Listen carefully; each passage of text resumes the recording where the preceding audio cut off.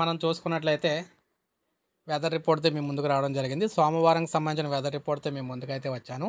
సోమవారం ఎలా ఉండబోతుంది ఏంటి అని చూసుకున్నట్లయితే మళ్ళీ అల్పపీడన ప్రభావం అయితే స్టార్ట్ అవ్వబోతోందనమాట.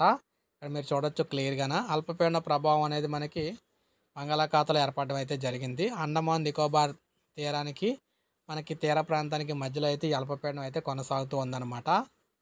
మీరు చూడొచ్చు. అయితే దీని ప్రభావంతో మనకి ఎలా ఉండబోతుంది ఏంటని చూసుకుంటే పెద్దగా ప్రభావం ఉండదు కానీ కొంతవరకు. కాకపోతే మనకి సోమవారం కొన్ని ప్రాంతాల్లో వర్షాలు అయితే రాబోతున్నాయి. అది ఈస్ట్ గోదావరి, విశాఖపట్నం మధ్యలో ఏజెన్సీ ప్రాంతంలో వర్షం అయితే రాబోతోంది. అలాగే మనకి చిత్తూరులో వర్షం అయితే రాబోతోంది.